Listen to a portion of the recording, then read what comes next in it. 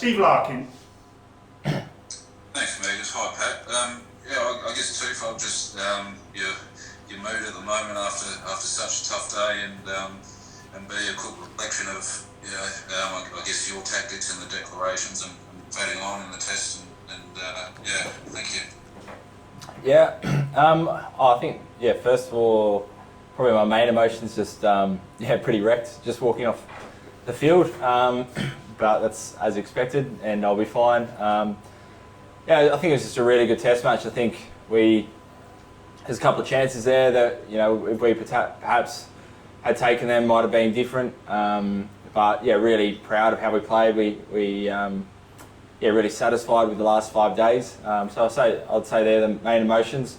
In terms of tactics, I think overall I wouldn't change too much, to be honest. I thought it was batting into day 3 gave us that chance to really have a crack at them on day 3. Probably went better than we would have expected. But over here, the wickets are pretty good. We try and bat 2.5 days on the best time of the wicket, hoping that it's going to break up on day 4 and 5, and held together pretty well. They batted well, so I think overall happy. Andrew McGlashan, please. Thanks, Brian. Hey, Pat, can you quite get your head around a game that goes from you guys getting 6 wickets in a session like you did in that 3rd day to then the toil you've had for 170 overs for 7 wickets? Was it conditions? Was it 2 great innings? Was that just a bizarre session on the 3rd day? How do you kind of explain it? I think it's all those things. Welcome to Test cricket. I think reverse swing bowling, can have a real factor on the game, especially if you get a breakthrough. If you get a new batter in, they've got to start to a reversing ball. Things can move really quickly. If that doesn't happen, I think reverse swing's still useful, but it's not, all it's kind of cracked up to be sometimes. But I thought, Bubba, Rizwan, Shafiq, I thought they all batted fantastically the last 2 days.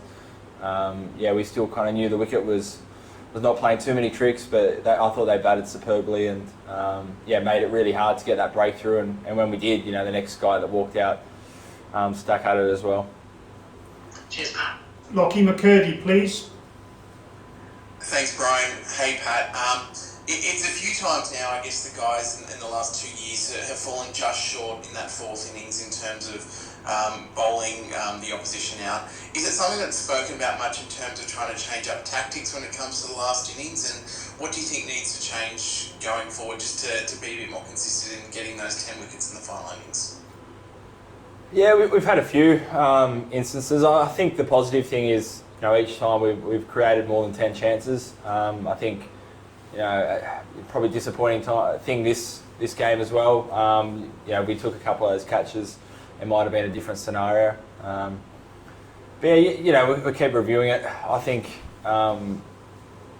even having 2 spinners today in those conditions, I thought we bounced between different plans really well. I felt like, I walked off the field at the end of the day's play, yesterday as well as today, without feeling like there wasn't something I hadn't tried, or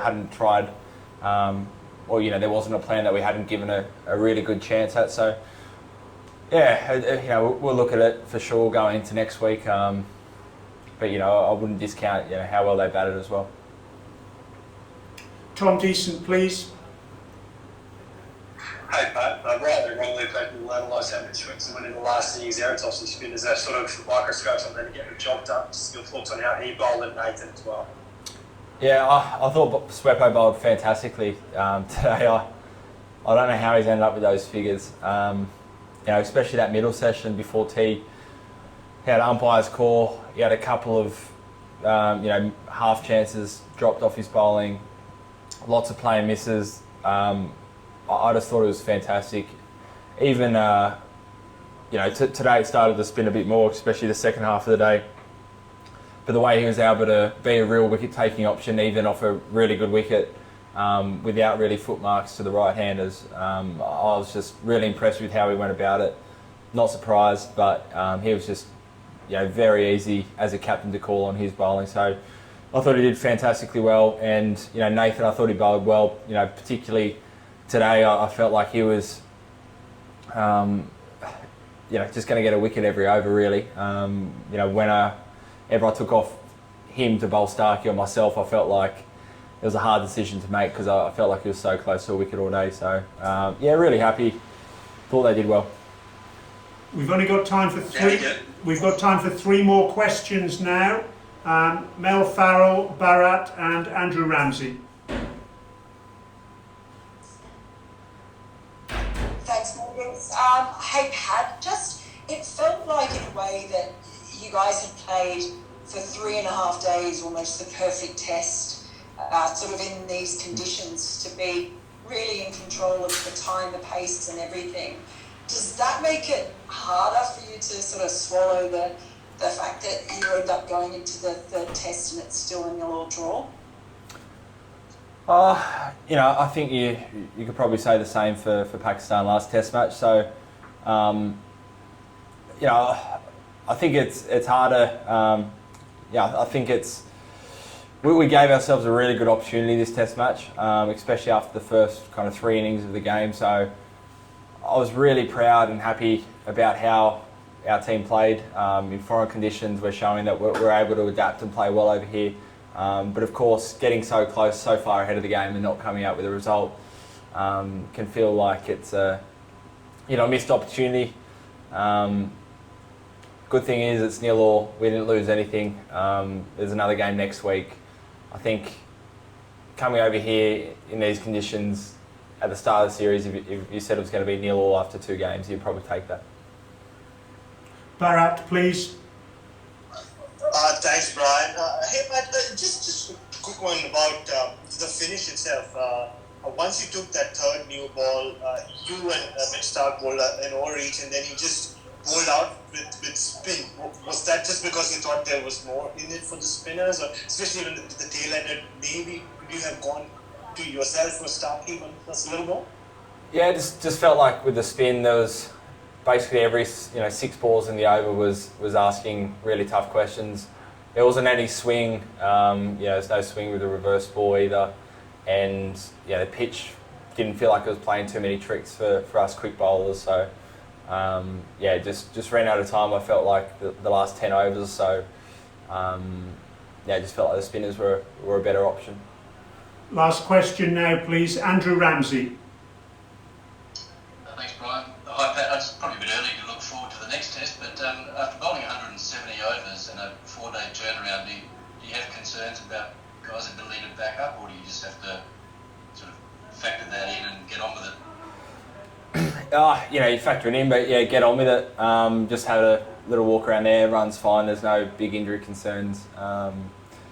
We knew it was a 15-day tour, basically back to back. I think that's why we kind of protect ourselves in the last day of last test match. We know what we've kind of signed up for, so we'll put everything into the next week. We've got 4 days now, so 1 extra day than what we had before this test match to recover. But we've got a full contingent. We need to call in anyone. The quick bowlers, Starkey and I and Greeny all bowled kind of between 20 and 35 overs or something like that. So not a huge workload. Probably the spinners, make sure they're looked after. Thank you very much, everyone. Take care. Speak to you in Lahore. Thank you. Thanks. Recording stopped. Thanks, Brian. Thanks, Fergus.